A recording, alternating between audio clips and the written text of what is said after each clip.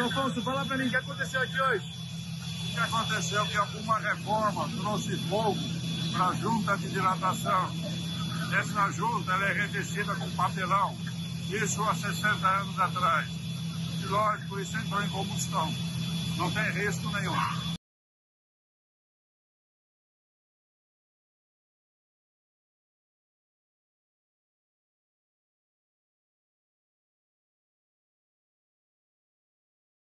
Não trata-se de um incêndio em apartamento, e sim na junta de dilatação do Copan, em uma das juntas.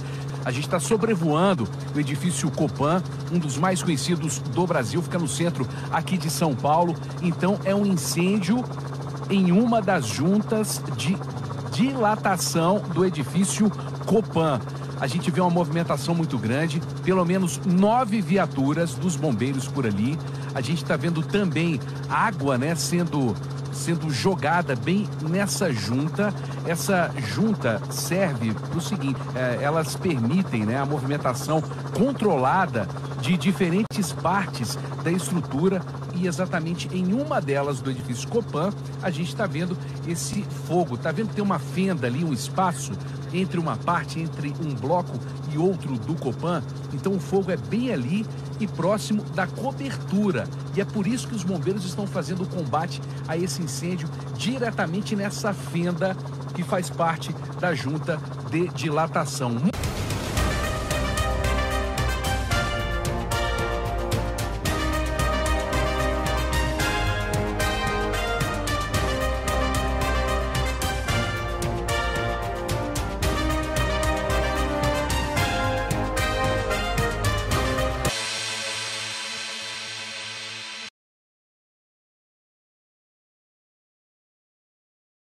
Bom, esse aqui é o Copan, na época da construção. Para a gente atualizar, o projeto é de 1952, conclusão dele em 1971.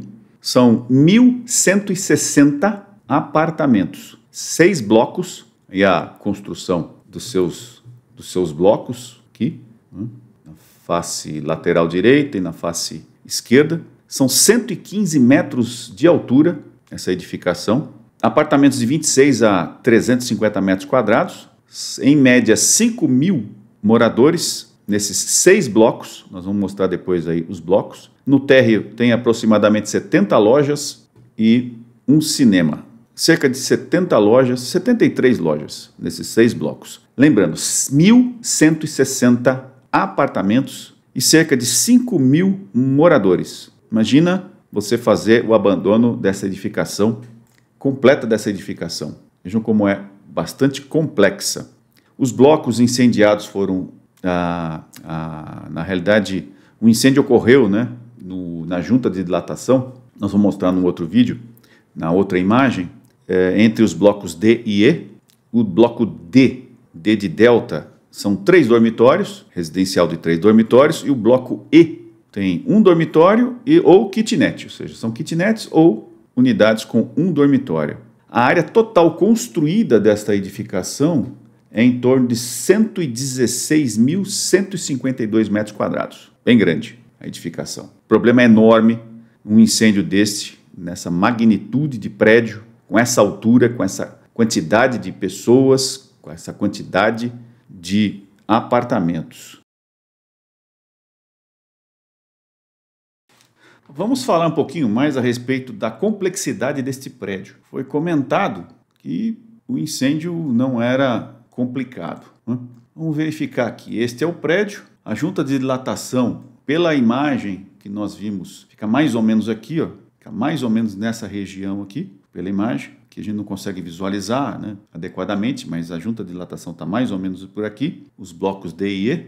Mas entendendo um pouco mais a complexidade de se combater um incêndio nessa edificação. Olha, veja bem, aqui uma avenida. Se ocorrer um incêndio nesta região aqui, atrás deste prédio, é praticamente impossível de se posicionar equipamentos nessa região aqui, ó. Nessa região fica praticamente impossível de a gente fazer qualquer tipo de combate. Pode ser que aqui, inclusive, tenha uma junta de dilatação aqui e outra junta de dilatação aqui também. Pela mesma simbologia aqui, pelo pela mesma identificação aqui na cobertura, que foi a identificação que nós vimos onde estavam os bombeiros. Certamente abriram ali, de alguma forma, o espaço e jogaram água ali dentro, né? Tentando apagar um incêndio nessa junta de dilatação aqui, no interior da junta de dilatação. Possivelmente aqui é uma junta de dilatação, aqui uma outra e aqui uma outra. Estou supondo, não conheço o prédio por completo. Nós deixamos um material de estudo, link na descrição aí, que fala bastante a respeito da construção desse prédio. Pode ser que ali tenha a confirmação dessas juntas de dilatação. Mas imagine se isso acontecesse nessa outra região aqui, onde nós temos um prédio na frente e praticamente é impossível de você adentrar e fazer qualquer tipo de combate por ser bastante estreita esta rua e também por conta de você não ter condição de ter acesso aqui. É impossível você ter acesso por esse lado aqui, muito desafiador. O incêndio daqui certamente propagaria daqui, ou o incêndio daqui, que aqui é uma parte aparentemente é comercial, o incêndio daqui realmente se propagaria para esse lado aqui catastroficamente. Pior é a parte dos fundos. Se acontecer na parte dos fundos da edificação, nós vamos fazer um giro aqui, nesse fundo aqui, a gente pode verificar que aí sim, lembrando o Grenfell Tower, é impossível. Isso aqui é uma via interna, certamente é uma via interna de estacionamento, tal. Aqui é o limite do prédio e condição nenhuma de você acessar. Zero condição de você acessar de alguma forma e fazer algum combate nessa fachada ou nessa outra fachada aqui. É impossível. Portanto, o combate tem que ser interno. Certamente o bombeiro deveria adentrar e tentar fazer o combate interno. Externamente, se o incêndio tiver dessa face, e principalmente o seguinte, né? Se o efeito vento o efeito vento aqui, deixa eu posicionar norte-sul, aqui, ó, o eixo norte-sul está aqui. Normalmente o vento está nessa direção aqui, ó, nesse sentido aqui, ó. Aqui, pegando essa lateral e pegando essa lateral. Tá? O efeito vento é nesse sentido aqui, em mais de quase 50% do tempo, durante o ano, esse é o efeito vento. Em torno de 3 a 5, entre 3 a 5 metros por segundo a velocidade de vento nessa direção aqui. Portanto, a direção e a velocidade do vento determinam a aplicação de táticas diferenciadas para o combate, principalmente num prédio tão alto. Frente ou traseira da edificação, extremamente desafiadores. As escadas tenebrosas, porque são circulares, então você perde metade da unidade de passagem da escada, você já perde uma escada circular. Espero que tenha elevador de emergência protegido, compartimentado, que eu não acredito, mas espero que tenha. Então as escadas aqui são todas circulares, já se diminui bastante o deslocamento das pessoas por conta da unidade de passagem. Vocês sabem, uma escada deve ter 2 unidades de passagem no mínimo, e aqui, como é circular, ele perde ali, né, uma parte da pisada, ele perde, mas é um prédio bastante desafiador, e ainda bem que foi possível fazer o controle desse incêndio, e agora o prédio vai ter que pensar em como vai garantir para que essas juntas de dilatação sejam revistas, sejam protegidas nas 2 extremidades, na parte superior. Aqui aparentemente deve ser uma outra junta de dilatação, nessa fachada aqui. Então essa é a complexidade, por isso a quantidade de viaturas, a quantidade de homens, a necessidade de interdição e, de maneira bastante irresponsável, o comentário de que não aconteceu nada. Juntas de dilatação servem para garantir a compartimentação contra incêndio, além de aumentar a capacidade da edificação de enfrentar o intemperismo. Onde a edificação precisa se movimentar, deve haver juntas de dilatação. O recalque do próprio terreno é motivo de deslocamentos da edificação, necessitando tais juntas. As reações térmicas por conta da interação entre ambiente interno e externo também são outros motivos da necessidade de juntas de dilatação. O efeito vento, principalmente afetando a porção vertical da edificação, causa movimentos. Eventos sísmicos, raros no Brasil, mas que também ocorrem, podem gerar tensões.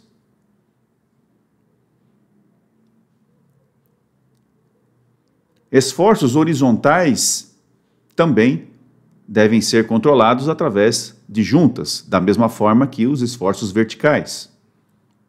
E como já dissemos anteriormente, diminuir a propagação de incêndio e garantir o abandono seguro das edificações são metas e objetivos das juntas de dilatação. Bom, uma coisa que eu acabei esquecendo de falar, o prédio fica na Avenida Ipiranga 200 e tem 32 pavimentos, portanto 115 metros de altura com 32 pavimentos. Este aqui é o resumo dos blocos. Nós temos A, B, C, D, E e F. O amarelo é o E, onde estão, como eu comentei, as unidades de um dormitório ou kitnet. E o azul, unidades de 3 dormitórios. O vermelho é a junta de dilatação. A junta de dilatação, onde consta que tal junta de dilatação é feita através de papelão. Uma movimentação que nós citamos ali, que nós mostramos no vídeo. A junta de dilatação é garantida através do papelão. Nada combustível, né?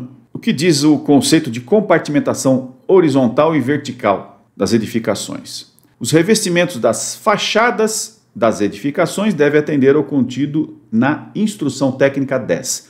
Portanto, a Instrução Técnica 09, que trata de compartimentação horizontal e vertical das edificações, ele joga o conceito de que na Instrução Técnica 10 é que se trata da questão de controle de material de acabamento e revestimento. Indo lá para a Instrução Técnica 10, o objetivo da Instrução Técnica 10, no controle de material de acabamento e revestimento, estabelecer condições a serem atendidas pelos materiais de acabamento e de revestimento empregados nas edificações para que, na ocorrência de incêndio, restringam a propagação de fogo e o desenvolvimento de fumaça. Propagação do fogo e desenvolvimento de fumaça. As duas coisas que estão relacionadas ao incêndio e que sempre irão acontecer, atendendo ao previsto no Regulamento de Segurança contra Incêndio das edificações e área de risco do Estado de São Paulo. Então, nós temos no decreto a parte que é de o que fazer, que é a legislação, a parte principal, e como fazer, que são as instruções técnicas.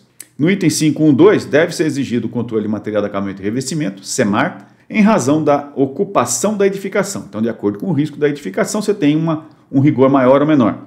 E em função da posição dos materiais de acabamento, materiais de revestimento e materiais acústicos, visando piso, paredes, divisórias, teto, forro e cobertura. Portanto, dependendo da posição em que se encontra esse material de acabamento e revestimento, você tem uma determinada classificação. E como são juntas de dilatação, esse papelão está no meio, está na fachada da edificação. Nós temos aqui no anexo B, edificações residenciais, que é a classificação dessa porção vertical da edificação, classe 1 a 2B para fachada. Então, acabamento e revestimento de fachada. Não é porque a fachada não é o que você só está vendo, não é só o fundo da edificação ou a frente da edificação. Todas as laterais, todo o perímetro da edificação é considerado como fachada. E como nós temos aí a junta de dilatação e ali dentro existe um conteúdo combustível, ele também vai ter que se enquadrar como material de acabamento e revestimento de fachada e deverá ter controle da velocidade de propagação de chama e também a densidade média ótica de fumaça, para você controlar o tamanho do incêndio e também a emissão de fumaça deste incêndio. Portanto, não tem como eliminar a proteção contra incêndio por controle de material de acabamento e revestimento da fachada desta edificação. Ela deve fazer os ajustes necessários, nós vamos mostrar como. Acredito que não preciso falar do triângulo do fogo, mas aqui o gráfico demonstra o crescimento normal de um incêndio, ignição, crescimento, completo desenvolvimento e a sua queda, sua diminuição. Aqui nós podemos ver que o fator ventilação é extremamente preponderante. Você diminuindo a ventilação, certamente tem o decaimento do incêndio. Aqui é uma filmagem onde não existe ventilação e depois, quando existe a ventilação, como o incêndio cresce. Aqui, da mesma forma, o bombeiro faz uma abertura na parte inferior e vocês vão ver o crescimento violento deste incêndio e a quantidade de fumaça gerada, comprovando a questão da grande importância da ventilação e o controle no incêndio desta ventilação. Aqui, testes com material combustível normal, acabamento numa residência, e do lado direito, maior quantidade de material. O pico chegou a 7 MW com a mesma abertura. Portanto, você tendo o mesmo fator de abertura, o pico, em termos de megawatt liberado, é o mesmo. Não depende do material carga incêndio que está lá. Mas, quando você muda o fator de ventilação, como foi alterado do incêndio do lado direito, você vai ver que aumenta bastante o fator ali do megawatt, ou seja, ele passa de 7 para mais de 10 megawatts. Portanto, o fator ventilação extremamente importante no incêndio. Em resumo, com base no que nós apresentamos e que a mídia apresentou, eu não conheço o prédio em questão, o edifício Copan, mas é notório que o material que foi utilizado como junta de dilatação é um material combustível, que é o papelão, é de difícil acesso e remoção. A questão gerencial da necessidade, muitas vezes, de se fazer uma solda em alguma tubulação, porque é um prédio antigo, as tubulações devem ser metálicas, então muitas vezes você precisa fazer solda nessas tubulações, por conta de algum vazamento, alguma modificação, ou alguma alteração dentro dos apartamentos. Então nós temos material combustível, nós temos a fonte de calor, que pode ser a solda ou qualquer outro serviço que possa ser efetuado dentro da unidade. Esse calor vai passar para o papelão e, com o oxigênio que existe nesse espaço, nessa fresta entre esses dois blocos, o bloco D e bloco E, certamente sempre haverá o risco de ter incêndio. Mostramos também que uma das formas de você fazer o controle desse incêndio, já que é difícil de você remover todo esse papelão, 115 metros de altura, todo esse pano de parede, essa metragem quadrada total aí de paredes, e são várias juntas de dilatação, a solução é isolar isso através de um material de proteção passiva. Existem selantes aí de proteção passiva que podem ser aplicados e que, se acontecer de você vai manter o papelão, você vai poder ainda ter o risco, porque é muito difícil você controlar nas obras essa fonte de ignição. Então pode ser que aconteça uma fonte de ignição que vai causar um princípio de incêndio nesse papelão, mas você vai ter um elemento no entorno de toda essa fresta, do lado externo, logicamente, toda essa fresta, você não vai aumentar a possibilidade de ter mais oxigênio, porque inclusive uma das coisas que nós mostramos aqui é que a fumaça foi jogada no sentido em que existe a maior possibilidade do efeito vento ali estar atuando. Então, justamente o incêndio veio dos fundos da edificação para frente, que é o grande percentual de possibilidade do vento na região de São Paulo. Portanto, você selando, você diminui esse efeito vento, você também, selando, você diminui a possibilidade de este incêndio alcançar mais oxigênio para manter essa combustão. Esta é uma das soluções, podem existir outras soluções, precisa se conhecer melhor a edificação, mas dizer que não pode se fazer nada e que não existe legislação tratando a respeito do tema e que não existe solução para este caso, se alguém quiser saber mais a respeito, procure o nosso banco de especialistas da Universidade do Fogo. Nós estamos aqui à disposição para fazer todo e qualquer esclarecimento a respeito deste caso ou de qualquer outro que possa surgir até na sua própria edificação. Universidade do Fogo, sempre falando a verdade a respeito de engenharia de incêndio.